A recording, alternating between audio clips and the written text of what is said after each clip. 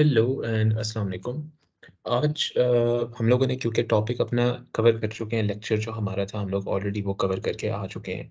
हम लोगों ने आप ये समझ सकते हो कि ऑडिट का ऑलमोस्ट 40% पोर्शन, ट्रिपल ए के एग्ज़ाम का 40% पोर्शन इन कॉन्सेप्चुअलाइज़ हम लोग कर चुके हैं, अपने दिमाग में बिठा चुके हैं कि पेपर कैसा आएगा और ऑडिट रिस्क क्या होता है, बिज़नेस रिस्क क्या होता है, सब्सटेंशियल प्रोसीजर क्या होते हैं। ये तो वो चीज़ें हैं जो कि एग्ज़ामिनर की फ़ेवरेट है और these are the most important. कभी भी ऐसा नहीं होता कि इसमें से कोई चीज़ एग्ज़ामिनर एग्ज़ाम के अंदर मिस कर दे। अगर बहुत भी इन 3 चीज़ों में से उसने मिस करना हो तो वो मिस कर देता है बिज़नेस रिस्क को। लेकिन audit risk and substantial procedures, ये 2 तो ऐसी चीज़ें हैं जो कि एग्ज़ामिनर कभी भी मिस नहीं कर सकता एग्ज़ाम में। सबसे पहले हमने बात की थी अपने पुराने लेक्चर्स को अगर मैं याद कर रहा हूँ तो रैप मॉडल को हम लोग समझे थे। हम लोग रैप मॉडल को किस तरह यूटिलाइज़ करते हैं, किस तरह कैलकुलेशंस परफ़ॉर्म करते हैं हम लोग रैप मॉडल के अंदर। हम लोगों ने पढ़ा था कि RAP stands for 1 minute.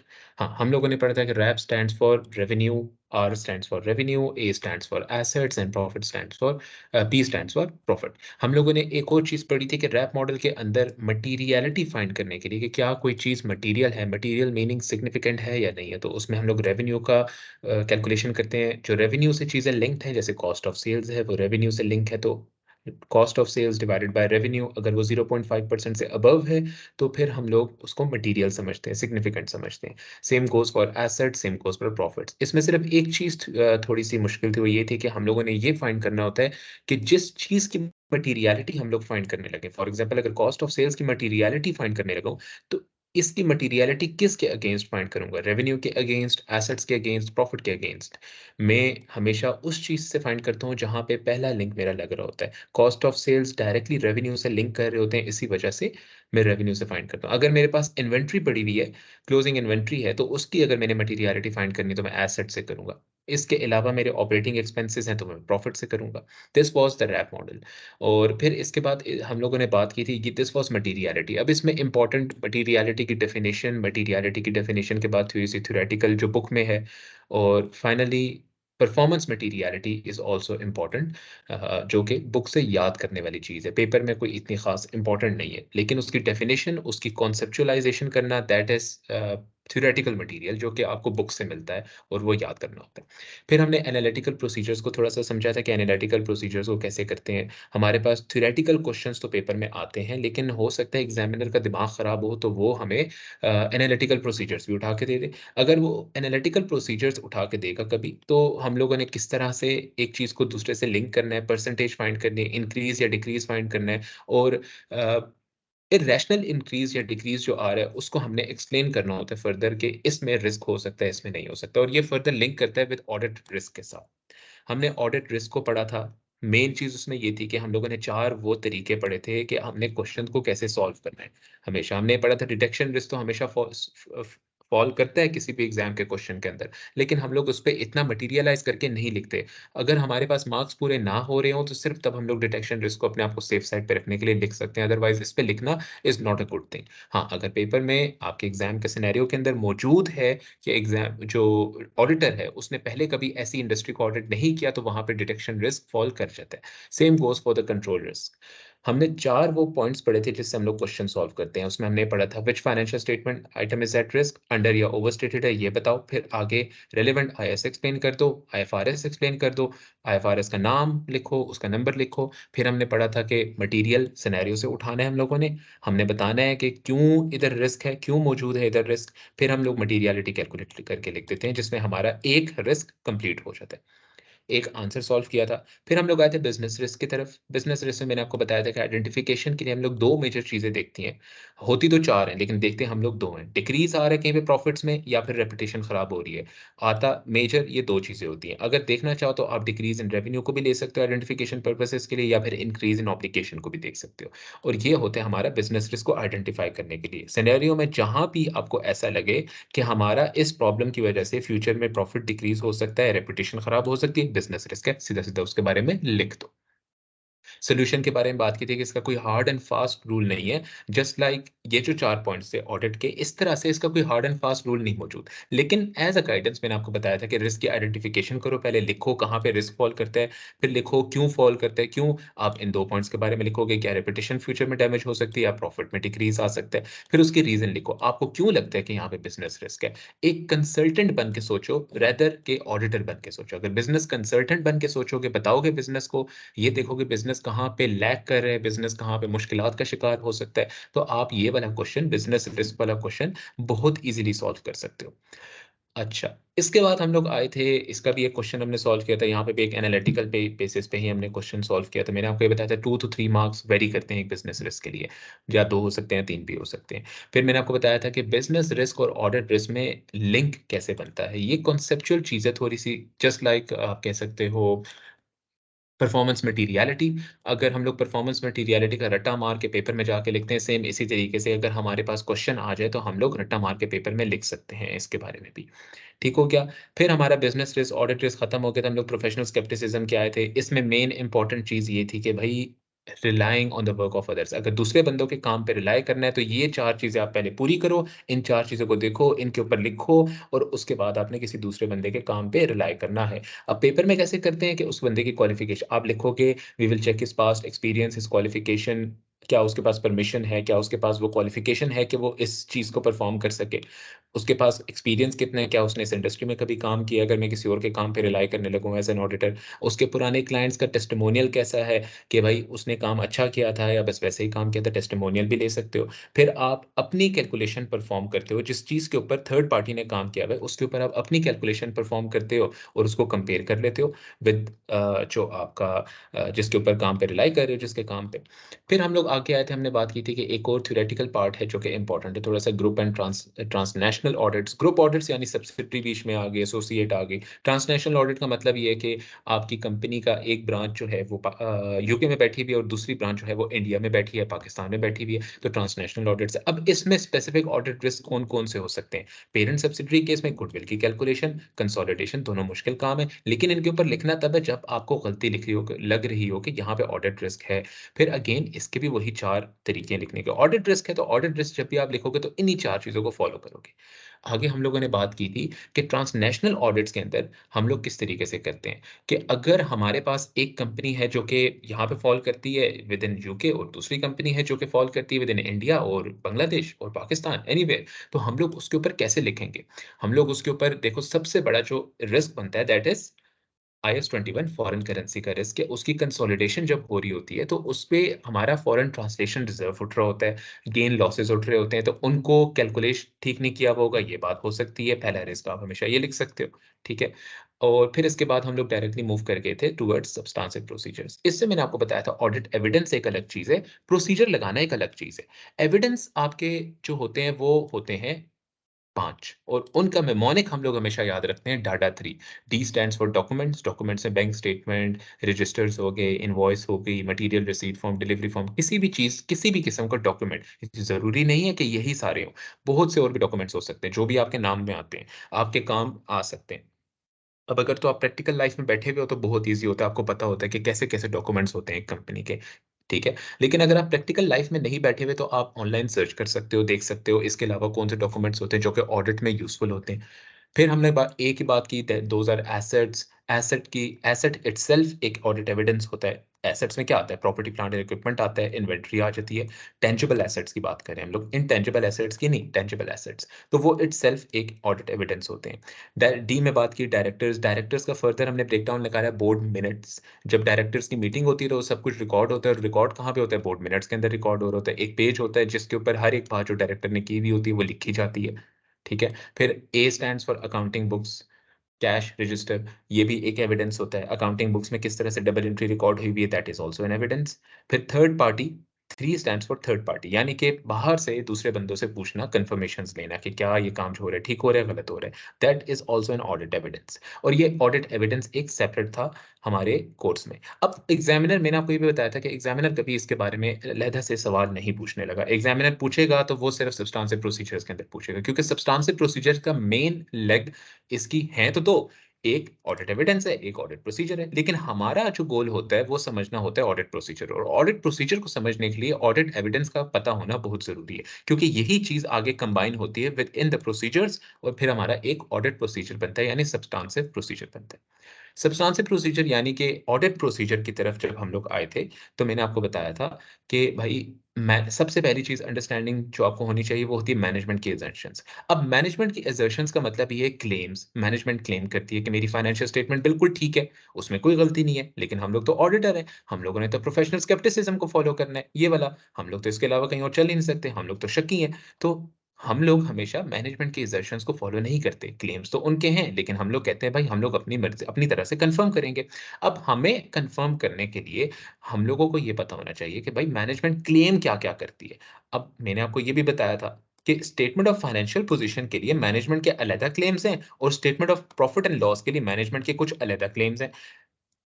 Financial position के लिए मैनेजमेंट कहती है हम लोग भाई ईवीसीआर को फॉलो करते हैं, यानी हमारे एसेट्स एग्जिस्ट करते हैं, उनकी वैल्यूएशन ठीक है, वो कंप्लीटली रिकॉर्डेड है, लायबिलिटीज वगैरह हर एक चीज। और जो एसेट्स और लायबिलिटीज हमने रिकॉर्ड की हुई है, हमारे उसके पास राइट्स हैं, सॉरी हमारे पास उन एसेट्स को रिकॉर्ड करने के राइट्स हैं, यानी we own them and we control them. और अगर ऑब्लिगेशन है तो वो कंप्लीटली रिकॉर्ड किस बेसिस पे कि वो हमारी ऑब्लिगेशन थी रिकॉर्ड करने की। अगर प्रॉफिट एंड लॉस की बात करें तो मैंने आपको बताया था Coca is the mnemonic. Coca को आप याद रखो, और फाइनेंशियल पोजीशन के लिए आप ईवीसीआर को याद रखो। कोका के हमने बोला था कि that is C stands for completeness, O stands for occurrence, कि हमारी चीज़ें पहली बात तो ये कंप्लीटली रिकॉर्डेड है statement of profit and loss में। ऑकरेंस का मतलब ये है कि वो अकर हुई है ड्यूरिंग द ईयर, तभी हमने रिकॉर्ड की है। Cut off, the second C stands for cut off, यानी कि वो ठीक अकाउंटिंग पीरियड में रिकॉर्ड है। अगर 2021 में मेरा फाइनेंशियल पीरियड एंड हो रहा है, तो मैंने उस चीज़ को 2021 में अकर हो रही थी सिर्फ तभी रिकॉर्ड किया। 2022 वाली चीज़ उठा के मैंने 2021 में रिकॉर्ड नहीं की, या 2021 वाली चीज़ मैंने डिफर करके 2022 में रिकॉर्ड नहीं की, मैंने ऐसा नहीं किया। कट ऑफ की असर्शन होती है मैनेजमेंट की। क्लासिफिकेशन की असर्शन होती है कि अगर मेरा एक ऑपरेटिंग एक्सपेंस था तो यहीं पे रिकॉर्डेड है, अगर एडमिनिस्ट्रेशन एक्सपेंस था वो यहीं पे रिकॉर्डेड है। ऐसा मैंने नहीं किया कि मैंने एडमिनिस्ट्रेशन को गलती से यहाँ पे डाल दिया हो कुछ पोर्शन उठा के, या ऑपरेटिंग का कुछ पोर्शन उठा के मैंने यहाँ पे डाल दिया हो। क्लासिफिकेशन का मतलब ये होता है कि मैंने ठीक अकाउंट हेड में अपनी चीज़ को रिकॉर्ड किया हुआ है। फिर हमने बात की थी एक्यूरेसी की। Accuracy is just like valuation, कि मेरी नंबर्स, फिगर्स बिल्कुल एक्यूरेट हैं। उसमें प्लस माइनस की कोई गलती नहीं की हुई, कैलकुलेशन की कोई गलती नहीं हुई हुई। अब हमने इसके बाद बात की थी कि ये हमारी मैनेजमेंट की असर्शन होती है, लेकिन ऑडिट प्रोसीजर लगाने के लिए एक और चीज़ हमें आनी चाहिए, that is vowels which are A, E, I, O, U, यानी कि प्रोसीजर को कंप्लीट करने के लिए these are the procedures mnemonic. अगर आपको ये मेमोनिक पता है, अगर आप इसको याद कर लेते हो, तो आपको प्रोसीजर्स कौन-कौन से होते हैं ये पता चल जाएगा। अब ए स्टैंड्स फॉर एनालिटिकल प्रोसीजर लगाना, जो कि हमने सबसे पहले लेक्चर में पढ़ा था, कि आप एनालिटिकली किसी चीज़ को टेस्ट करो। गेन्स, लॉसेस देख लो कि एक चीज़ दूसरे साल के अंदर अगर कंपेयर करो तो उसमें क्या इर्रेशनल गेन आ रहा है। कब अगर आप सिग्निफिकेंटली लिंक करते हो प्रॉफिट एंड लॉस के अंदर जाके रेवेन्यू को देखते हो कि 2021 में कितना था और 2022 में कितना है। इसके गेन को देखते हो, कंपेयर करते हो कॉस्ट ऑफ सेल्स के गेन के साथ। अगर दोनों में सेम गेन आ रहा है, यहाँ पे सेम इंक्रीज़ या डिक्रीज़ आ रहा है, इसका मतलब ये है, या थोड़ा बहुत भी डिफरेंस है, इसका मतलब ये इसमें कोई रिस्क नहीं है। लेकिन अगर इर्रेशनल इंक्रीज़ या डिक्रीज़ आ रहा है, तो वहाँ पे मतलब कोई रिस्क है। हमें क्यों पता है इस बात के बारे में कि रेवेन्यू और कॉस्ट ऑफ सेल्स आपस में लिंक्ड होती हैं। जितनी चीज़ें मैं बेच रहा हूँ, उतनी ही चीज़ें मैंने खरीदी भी तो होंगी ना, तो कॉस्ट ऑफ सेल्स तो वही रहेगी। उसी हिसाब से इंक्रीज़ करेगी, उसमें चेंज तो नहीं आना चाहिए। अगर रेवेन्यू 10% से इंक्रीज़ हुए तो मेरी कॉस्ट ऑफ सेल्स को भी 10% से इंक्रीज़ होना चाहिए, या फिर 9% से, या फिर 11% से, लेकिन ज़्यादा डिफरेंस नहीं हो सकता। ठीक है? This was our analytical procedure. Inquiry यानी पूछ-गछ करना बाहर के लोगों से, अंदर के लोगों से, कंपनी के अंदर के लोगों से जहाँ पे आप ऑडिट कर रहे हो वहाँ से पूछना, या फिर आप बाहर जाके किसी से पूछते हो, कंपनी के किसी कस्टमर से, कंपनी के किसी सप्लायर से कन्फर्मेशन लेके पूछते हो। इंस्पेक्शन करना, फिज़िकली देखना किसी चीज़ को, ठीक है? ऑब्जर्वेशन करना, खड़े होके देखना कि भाई काम ठीक हो रहा है, गलत हो रहा है। कंट्रोल वेरीफाई करने के लिए ऑब्जर्वेशन की जा सकती है। रिकैलकुलेशन करना किसी चीज़ की, this was an also an procedure, कि आप रेवेन्यू का ब्रेकअप लो और उसको रिकैलकुलेट करो और फिर उसको देखो कि क्या फिगर्स में कोई डिफरेंस तो नहीं, जो आपने रिकॉर्ड किया था वर्सेस जो कंपनी ने रिकॉर्ड किया हुआ था। ठीक है? और फिर हमने बताया था कि ये जो हमने मेमोनिक्स है, प्रोसीजर का एईआईओयू, मैनेजमेंट के सेशंस 2 चीज़ों में डिवाइडेड है, ईवीसीआर एंड कोका, और जो ऑडिट एविडेंस है वो डाटा 3। अगर हम लोग इनको इस तरह से लिख लें कि अप्लाई एईआईओयू ऑन डाटा 3, यानी कि प्रोसीजर्स को अप्लाई करो इन एविडेंस के ऊपर, तो क्या चीज़ वेरीफ़ाई हो जाएगी? या तो ईवीसीआर वेरीफ़ाई हो जाएगा या कोका वेरीफ़ाई हो जाएगा। मतलब कि अगर आपने statement of profit and loss के ऊपर सब्स्टेंटिव प्रोसीजर बनाना है, तो आप क्या करोगे? प्रोसीजर को उठाओगे, कोई एक प्रोसीजर सेलेक्ट करोगे इनमें से, उसको लगाओगे ऑडिट एविडेंस के ऊपर। फॉर एग्ज़ाम्पल मैं कहता हूँ मैं एसेट्स को वेरीफ़ाई करना चाहता हूँ, जो पीपीई के अंदर रिकॉर्डेड है। मैं क्या करूँगा? इंस्पेक्ट कर लो, प्रोसीजर में से आई उठाया व्हिच इज़ इंस्पेक्शन, इंस्पेक्ट कर लो। डाटा 3 के अंदर से मैंने ए उठाया व्हिच इज़ एसेट, इंस्पेक्ट कर लो एसेट को for the verification of existence of the asset. SOFP की मैंने कौन सी क्लेम कौन सी असर्शन वेरीफाई कर ली? एग्जिस्टेंस वाली ई। वैल्यूएशन को कंफर्म करना है, तो मैं क्या करूंगा? फिक्स एसेट रजिस्टर से देख लूंगा, रिकैलकुलेशन कर लूंगा डेप्रिसिएशन की, वहां से मेरी वैल्यूएशन हो जाएगी। कंप्लीटनेस देखनी है फिक्स एसेट, मैं क्या करूंगा? Inspect the fixed asset register. Document का डी में अंदर से मैंने क्या उठाया? Fixed asset register to verify that all the assets are completely recorded in the statement of financial position। ठीक है, rights and obligations, inspect the invoice या फिर agreement of the assets acquisition and verify the right to record the asset. ठीक है, इस तरीके से हम लोग एक प्रोसीजर बनाते हैं। फिर मैंने एक क्वेश्चन दिया था जिसको आज हम लोग सॉल्व करने लगे हैं। इसके बाद हम लोग मूव करेंगे टुवर्ड्स मेन किट के क्वेश्चंस की तरफ, कैप्लन के जो क्वेश्चंस हैं मुश्किल। ये एक एग्जाम्पल क्वेश्चन मैंने दिया था। मैंने आपको बताया था कि इसके अंदर 3 पार्ट्स हैं, ये आपका क्वेश्चन है। इसमें 3 पार्ट्स हैं। सबसे पहले ऑडिट रिस्क को डिफाइन करो।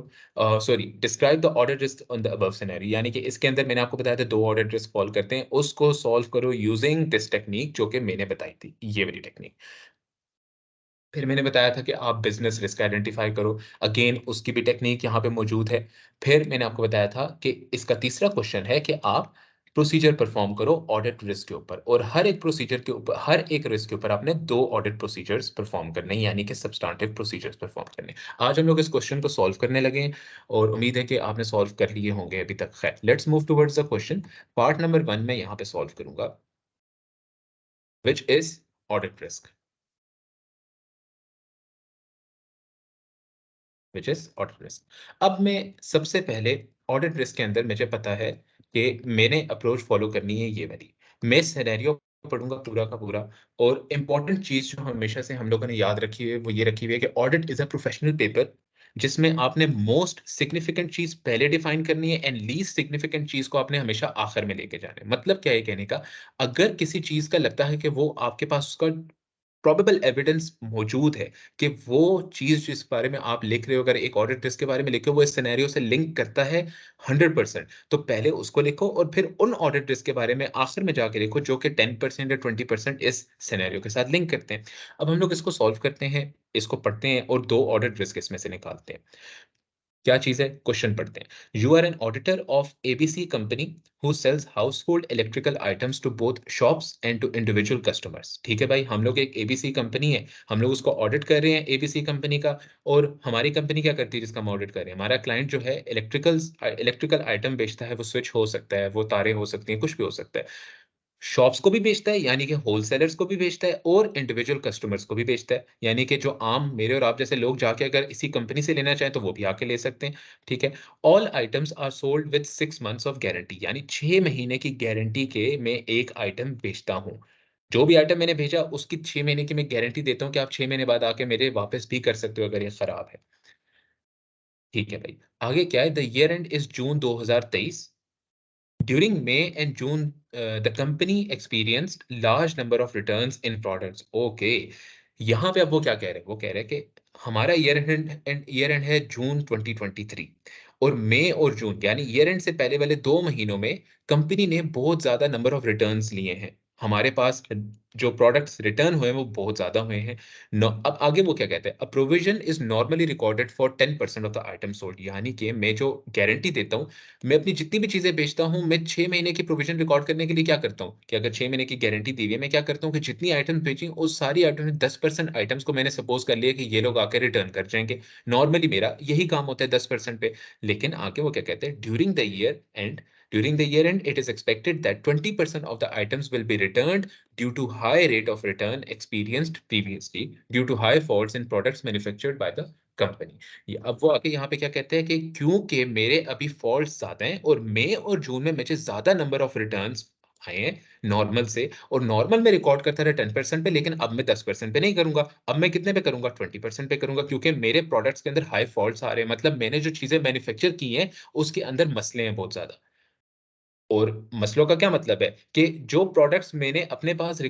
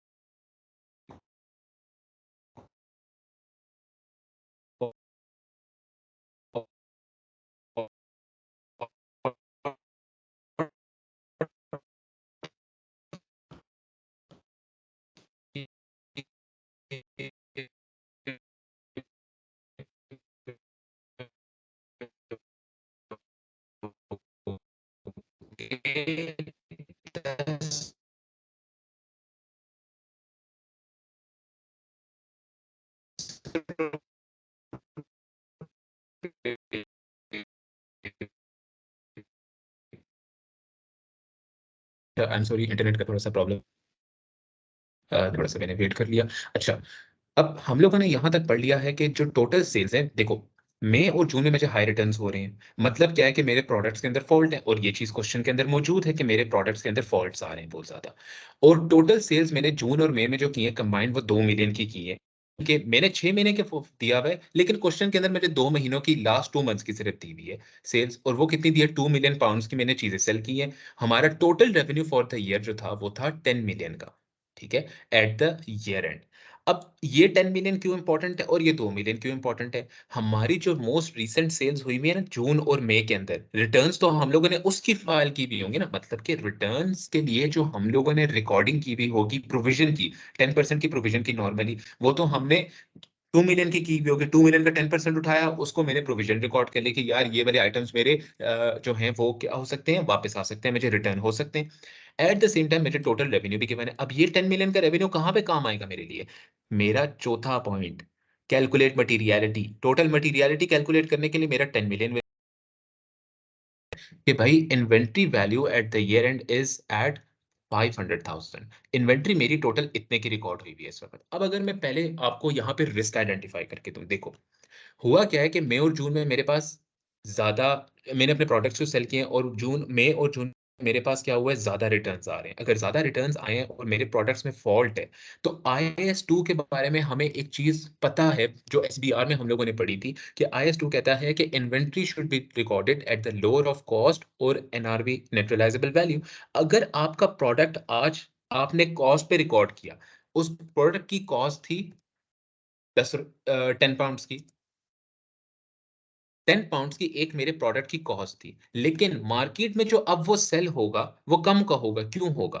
क्योंकि वो प्रोडक्ट मेरा हाई रिटर्न्स पे आ रहा है, मेरे प्रोडक्ट के अंदर फॉल्ट है। ऑब्वियसली मैं उसको पूरा का पूरा खत्म नहीं कर दूंगा, बेचूंगा, लेकिन अब कम प्राइस पे बेचूंगा उसको। क्यों? क्योंकि उसके अंदर फॉल्ट है। तो वो कम प्राइस पे बेचने की वजह से उसकी NRV गिर जाएगी, यानी कि उसकी NRV के अंदर हम लोग क्या लगाते हैं, NRV के अंदर हमारा जो फॉर्मूला होता है that is cost selling price,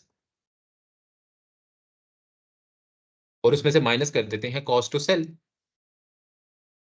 अगर हम लोग इस फॉर्मूले के हिसाब से चलें, तो मेरी सेलिंग प्राइस में फॉर एग्जांपल कहता हूँ 8 पाउंड्स पे आ जाती है, ठीक है, और कॉस्ट टू सेल 0 ही रहती है, तो मेरी NRV कितने पे आ गई, 8 पे आ गई। ये सिर्फ एक एग्जांपल थी।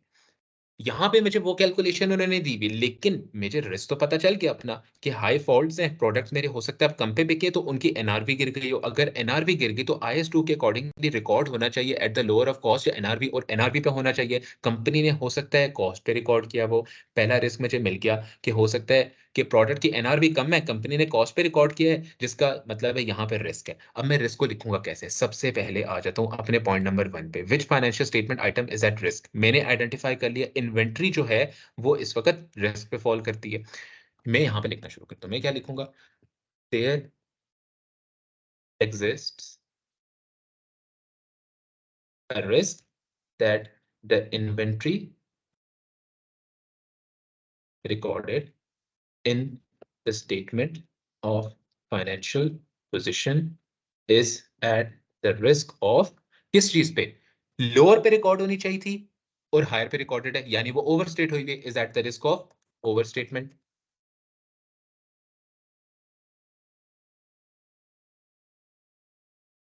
यहां तक मेरा पहला वाला पॉइंट क्लियर हो गया।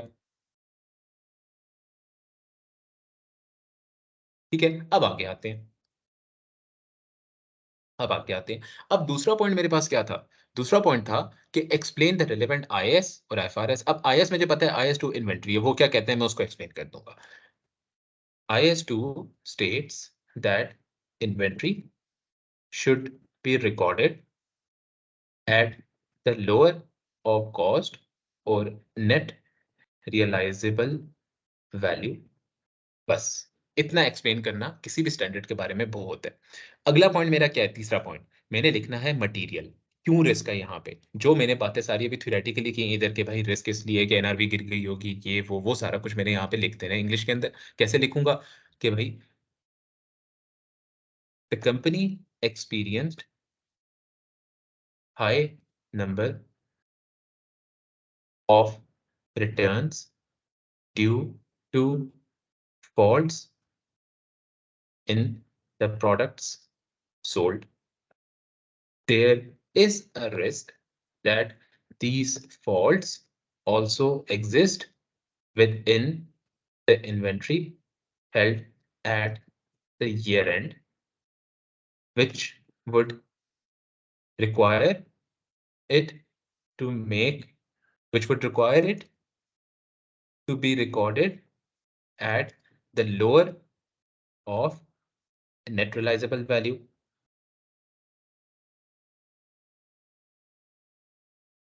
मैंने उसको बता दिया कि इन्वेंट्री के अंदर रिस्क है, क्योंकि वो फॉल्ट थी उसके अंदर बहुत ज्यादा, और वो क्लोजिंग इन्वेंट्री में भी वो फॉल्ट आ सकती है। तो इस वजह से अगर वो क्लोजिंग इन्वेंट्री में फॉल्ट है तो उसको lower of net realisable value पर रिकॉर्ड होना चाहिए अकॉर्डिंग टू IS2। मेरा पॉइंट नंबर 3 भी यहाँ पे कंप्लीट हो गया। आगे मैंने क्या करना है? बस मटीरियलिटी कैलकुलेट कर देनी है। ठीक है, अब मटीरियलिटी कैसे कैलकुलेट करूंगा? यहाँ पे मेरे पास टोटल, अब मेरी जितनी भी inventory at the year and पड़ी है, मेरा सबके ऊपर रिस्क है, किसी खास नंबर के ऊपर रिस्क नहीं है, मेरा सारे के सारे अमाउंट के ऊपर रिस्क मौजूद है। इस वक्त 5 लाख की इन्वेंट्री पड़ी हुई है, मेरा 5 लाख के ऊपर रिस्क है। अब मैं आ जाता हूं कि इन्वेंट्री की वैल्यू उसने 5 लाख दी हुई है और टोटल एसेट्स मेरे दिए हैं 1.2 मिलियन के। मैं यहाँ पे निकालता हूँ उसकी मटीरियलिटी। कैसे निकालूंगा? मैं कैलकुलेशन कर लूंगा। 5 लाख की इन्वेंट्री है, 1.2 मिलियन की मेरे पास टोटल एसेट्स हैं। मैं 5 लाख को डिवाइड कर दूंगा 1.2 मिलियन, जो कि मुझे दे देगा क्या? ये 42% इन्वेंट्री रिप्रेजेंट करती है। मैं बोल दूंगा द इन्वेंट्री। और मैंने ये चीज, हाँ सॉरी, मैंने ये चीज भी बताई हुई है कि रैप मॉडल के अकॉर्डिंगली मटेरियल क्या चीज होगी एसेट्स के केस में, जो कि 1% से अबव हो। तो ये तो बहुत ज्यादा मटेरियल है ना, ये तो 42% के ऊपर है। तो मैं क्या लिखूंगा यहाँ पे? Inventory, the inventory is material to the statement of financial position as it is, as its materiality is at 42% of the total assets। मेरा क्वेश्चन यहाँ पे खत्म हो गया। बस पहला रिस्क मेरा यहाँ पे आइडेंटिफाई हो गया, पहला रिस्क यहाँ पे खत्म हो गया। अब आते हैं हम लोग अपने दूसरे रिस्क के ऊपर, क्योंकि मैंने आपको बताया था कि यहाँ पे 2 रिस्क फॉल करते हैं और मैंने दोनों रिस्क के ऊपर अपना आंसर लिखना है। तो मैं दूसरे रिस्क के ऊपर आ जाता हूँ। अब ये वाला रिस्क तो मैंने पहली वाली रिकॉर्डिंग में भी आइडेंटिफाई करके दिया हुआ है कि ये रिस्क एग्जिस्ट करता है। इसके बारे में सिर्फ लिखना आपको सीखना था इन 4 स्टेप्स को यूज करके। अब बात है कि भाई अगर आपने लिख भी दिया, चलो हो सकता है कुछ ना कुछ गलती की हो जो कि आगे जाके ठीक हो जाएगी ऐसा ऐसे, जब हम लोग किट के क्वेश्चंस को कर रहे होंगे, पीछे से क्वेश्चन को पढ़ रहे होंगे, तो उस वक्त आपको ये चीज क्लियर हो जाएगी कैसे इनकॉर्पोरेट हो रही होती है ये। ठीक है, लेकिन अब दूसरा रिस्क आइडेंटिफाई करना था। दूसरा रिस्क यहाँ पे क्या फॉल करता है कि ये देखो, 10% पे पहले हम लोग रिकॉर्ड करते थे प्रोविजन को, जो कि रिटर्न की गारंटी की प्रोविजन होती थी। अब वो रिकॉर्ड कर रहे हैं 20% पे, लेकिन हमारा रिस्क क्या है कि शायद इससे भी ज्यादा हो। इसके बाद ये हमारा रिस्क आइडेंटिफाई हो गया, मतलब प्रोविजंस हो सकता है अंडरस्टेट हुई भी हो, कंपनी ने ठीक से रिकॉर्ड ना की भी हो। मैं क्या लिखूंगा? ये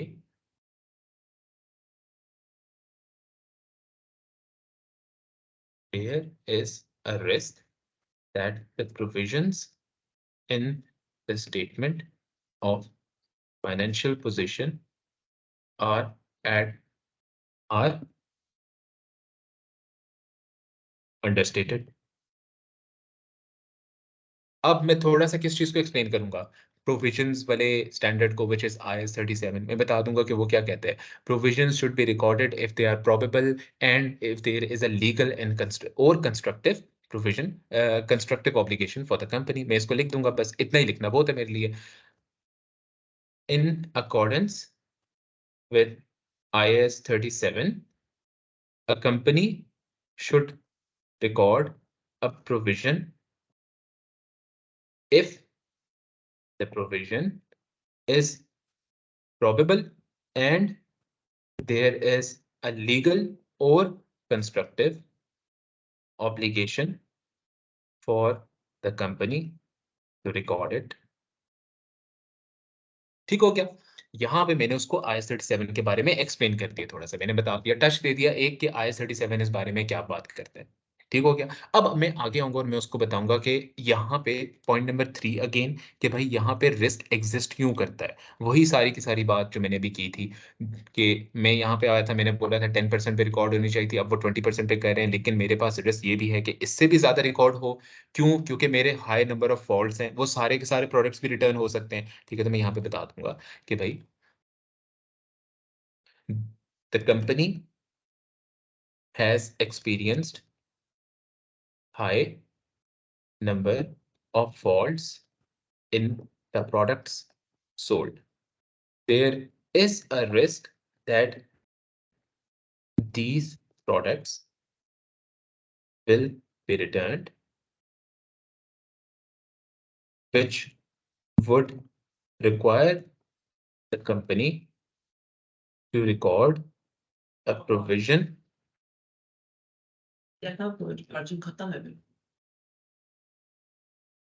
which would require the company to record a provision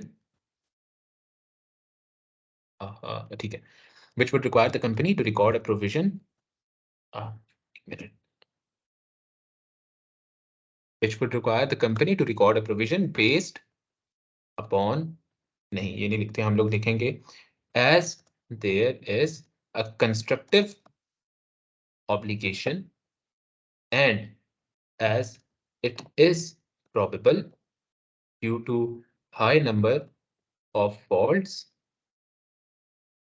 that the products sold would be returned। बस मैंने यहाँ तक एक्सप्लेन कर दी। मैंने कोई नंबर अभी तक नहीं उठाया, कुछ भी नहीं बताया उसको एग्ज़ामिनर को कि भाई यहाँ पे कितने की रिटर्न होगी, कितने की नहीं होगी, ये चीज़ें मेरा मेरा काम नहीं है। मैंने सिर्फ़ उसको रिस्क आइडेंटिफ़ाई करके दे दिया। अब यहाँ पे अगर मैं आऊँ तो चौथा पॉइंट है, यहाँ पे इम्पोर्टेंट है। अब ये थोड़ा-सा ट्रिकी है कैलकुलेट करना यहाँ पे क्योंकि बहुत डीप कैलकुलेशन उसने दे दिया और पेपर में भी ऐसी ही आएगी। उसने बोला क्या बोला है कि मटीरियलिटी कैलकुलेट करके दो मुझे। मटीरियलिटी कैलकुलेट करने के लिए यहाँ पे अगर हम लोग आएँ तो कैसे होगी? देखो, अगर मैं इसको दोबारा से पढ़ूँ, during the year it is expected that 20% of the items will be returned due to high return rate experienced previously due to high faults in products manufactured by the company. Total sales in June and May combined were 2 million pounds, whereas the total revenue was 10 million at the year end. Inventory value at the year end is at 500,000 and total assets are at 1.2 million pounds। अब देखो यहाँ पे मेरे पास 2 options हैं। Provision मैंने अभी record करनी है 20% की, तो मैं 20% ऑफ द आइटम सोल्ड यानी 2 मिलियन का 20% व्हिच इज़ 200,000 वो उठाऊँ और उसकी बेसिस पे एसेट्स के साथ कंपेयर करके लायबिलिटीज़ एसेट्स के साथ लिंक्ड होती हैं। प्रोविज़न मेरी लायबिलिटी है, तो मैं अगेन मटेरियलिटी एसेट्स की बेसिस पे कैलकुलेट करूँगा। तो मैं क्या बोलूँगा कि मैं 20% ऑफ द 2 मिलियन उठाता हूँ, मैं उसकी मटेरियलिटी कैलकुलेट कर सकता हूँ। तो वो भी एक वैलिड चीज़ है। लेकिन अगर आप ये चीज़ नहीं करना चाहते क्योंकि हमें पता है हाई फॉल्ट्स है, हो सकता है सारा का सारा रिटर्न हो रहा हो। तो मैं ये भी कह सकता हूँ ना कि 2 मिलियन सारा का सारा सारे के ऊपर रिस्क है, सिर्फ़ 20% पे रिस्क नहीं है, सबके ऊपर रिस्क है। तो मैं क्या करता हूँ 2 मिलियन डिवाइडेड बाय 1.2 मिलियन। तो यहाँ पे मुझे मटेरियलिटी कैलकुलेट करने की ज़रूरत नहीं है। मैं सीधा-सीधा क्या बोलूँगा कि लेकिन कर भी सकते हैं 2 डिवाइडेड बाय 1.2 अगर मैं कर दूँ 2 divided by 1.2 is equal to डाला और इसको ये कर दिया। तो कितने परसेंट रिप्रेज़ेंट करता है? 167% रिप्रेज़ेंट करता है। तो मैं कर सकता हूँ, इसको लिख सकता हूँ। मेरी एग्ज़ाम्पल में आ रहा है तो मैं लिख सकता हूँ। ऑब्वियसली पेपर में इतनी बड़ी मटेरियलिटी नहीं आने वाली। It will always be close to this. Revenue का 0.5%, एसेट के अंदर 1%, प्रॉफिट के अंदर 5%, यही आएगा। जब हम लोग पास्ट पेपर के क्वेश्चंस देख रहे होंगे या किट के क्वेश्चंस देख रहे होंगे तो इससे थोड़ा बहुत ही ऊपर होगा, तभी वो मटेरियल होगा, ताकि आप कंफ्यूज हो पेपर में। एग्जामिनर इसी तरीके से आपको क्वेश्चन देगा, ठीक है। लेकिन यहाँ पे 167% में मैं क्या लिखूंगा, ये मैं ये लिखूंगा, the total number, the total amount of products sold are 2 million in May and June combined. These represent 167% of total assets, hence they are significantly material to the statement of financial position,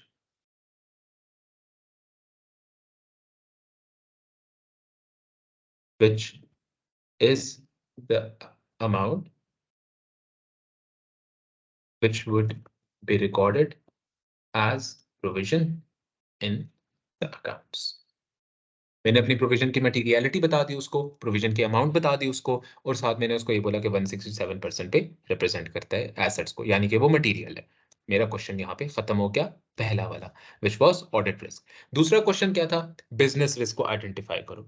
अब अगर business risk को मैंने identify करना है तो मैं auditor होके नहीं सोचूंगा, मैं सबसे पहले ये होके सोचूंगा कि भाई मैं एक बिजनेस का कंसल्टेंट हूँ, और मैंने उस तरीके से अपने एग्जाम के अंदर क्वेश्चन को सॉल्व करना है। तो यहाँ पे भी मैं उसी तरीके से एग्जाम के क्वेश्चन को सॉल्व कर रहूंगा।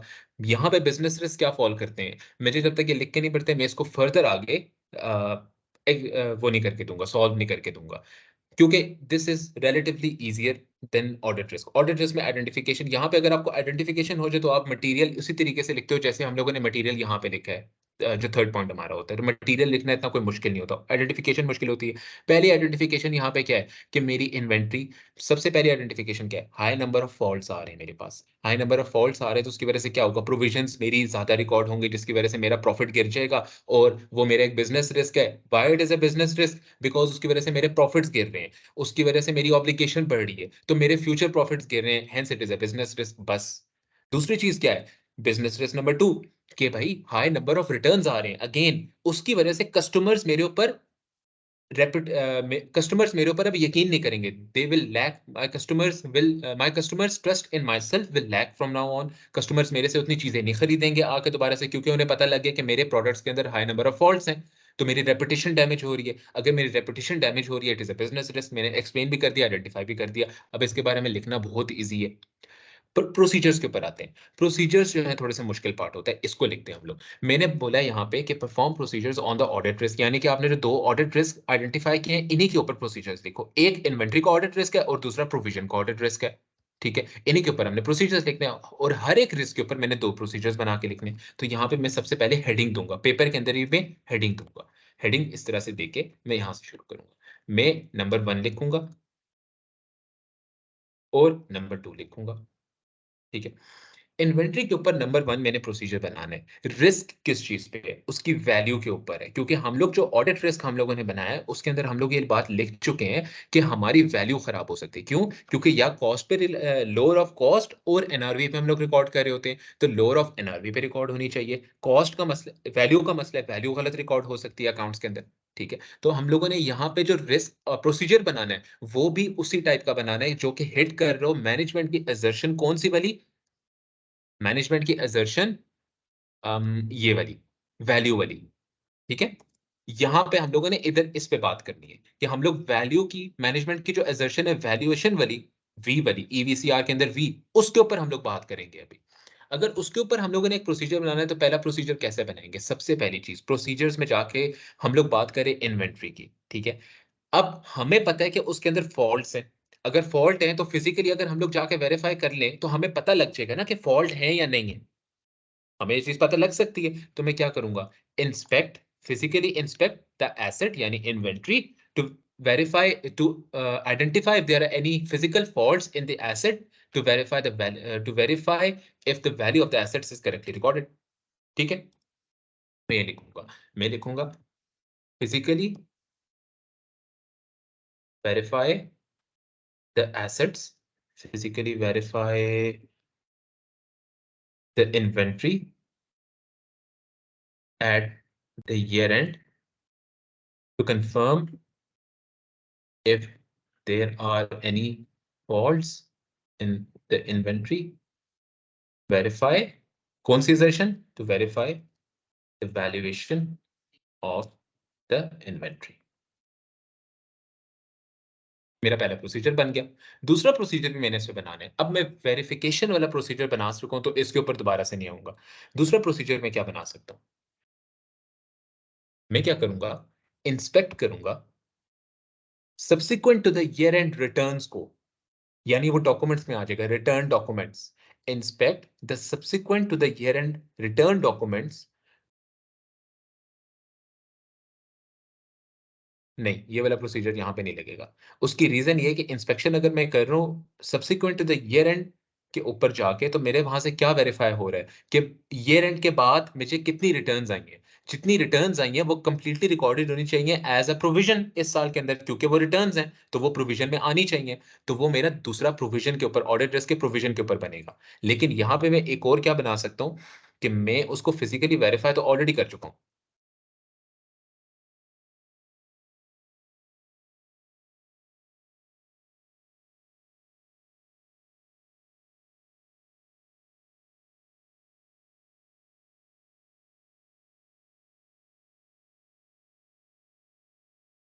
हाँ, मैं ये वाला प्रोसीजर बना सकता हूँ। आई एम सॉरी, थोड़ा-सा डिले हो गया हूँ। मैं ये वाला प्रोसीजर बना सकता हूँ कि मैं इंस्पेक्ट कर सकता हूँ, subsequent to the year end documents के अंदर जाके, डॉक्यूमेंट्स में क्या चीज़ एक्सपेक्ट करता हूँ? इनवॉइसेस को, subsequent to the year end invoice जो कि मैंने अपनी चीज़ें ईयर एंड के बाद बेची हैं।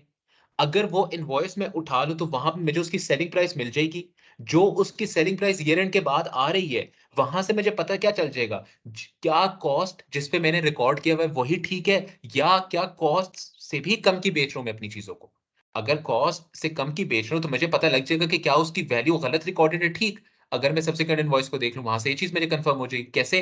कि अगर वहाँ पे कॉस्ट से कम की चीज़ बेच रहा हूँ, तो मतलब मेरी क्या है, net realisable value is the lower. लेकिन अगर कॉस्ट से ज़्यादा की बेच रहा हूँ मैं अपनी चीज़ों को, तो क्या है कि मेरी कॉस्ट जो है वो लोअर है, उसी पे फिर ठीक से रिकॉर्डेड है। लेकिन यहाँ पे प्रोसीजर तो मैं ऐसे ही बनाऊँगा, तो मैं क्या लिखूँगा यहाँ पे कि inspect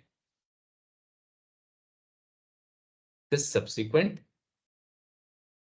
to the year end invoices for the items of inventory sold to verify the lower of cost or NRV in order to verify the valuation of inventory. मेरा ये प्रोसीजर बन गया। 2 प्रोसीजर्स मेरे कंप्लीट हो गए। अब आगे अगर मैं प्रोसीजर बनाऊँगा, तो किस चीज़ के ऊपर बनाऊँगा? ये रहा मेरा रिस्क दूसरा वाला। अगर रिस्क पता चल गया है, तो प्रोसीजर बनाना कोई मुश्किल काम भी नहीं है। मुझे भी ये प्रोसीजर्स इन्वेंटरी के ऊपर मुझे रटे हुए नहीं है। मुझे पता नहीं है कि कैसे बनते हैं। मैंने कहाँ से बनाए? यहाँ पे आया, मैंने यहाँ पे अपने ऑडिट एविडेंस को याद किया, मैंने मैनेजमेंट के असर्शंस को याद किया, मुझे याद आया ज़हन में कि यार ये जितनी भी चीज़ें जिनके ऊपर मैं बना रहा हूँ प्रोसीजर्स, वो किससे रिलेट करती है? फाइनेंशियल पोज़ीशन से। तो फाइनेंशियल पोज़ीशन से मैनेजमेंट के असर्शंस कौन-कौन सी? ईवीसीआर। मैंने अपने ऑडिट रिस्क में आइडेंटिफ़ाई किया कि यार किस चीज़ के ऊपर ज़्यादा रिस्क है इस वक़्त। अगर मैं यहाँ पे आपको एक और हिंट दे दूँ, तो यहाँ पे किस चीज़ के ऊपर रिस्क है मेरा? आईएएस 37 वाली बात के ऊपर। मेरा रिस्क है कि वो क्या कंप्लीटली सारी की सारी रिकॉर्ड है? कंप्लीटली अगर रिकॉर्ड है, तो मेरा किस चीज़ पे आ जाएगा? सी, कंप्लीटनेस के ऊपर आ जाएगा। ठीक है? तो मैंने अपना अगला प्रोसीजर जो बनाना है, वो कंप्लीटनेस के ऊपर बनाना है, आईएएस 37 के लिए, प्रोविजन्स के लिए। तो मैं अगेन प्रोसीजर्स के ऊपर आऊँगा, यहाँ से उठाऊँगा, कोई चीज़ मुझे मिलेगी, तो मैं ऑडिट एविडेंस के ऊपर लगाऊँगा और मेरी कंप्लीटनेस वेरीफाई हो जाएगी। तो ये वाला पोर्शन, ऑडिट रिस्क आइडेंटिफाई करना मुश्किल था, वो ऑलरेडी हो चुका है, उसके बारे में लिख चुके हैं। हमें पता चल चुका है कि जिस चीज़ के ऊपर प्रोसीजर बनाना है, दैट इज़ कंप्लीटनेस सी, ईवीसीआर के अंदर। अब ये बनाना भी आसान है, और ये मैं नहीं बनाऊँगा, ये आप बनाओगे खुद से, ताकि आपको थोड़ी-सी प्रैक्टिस हो।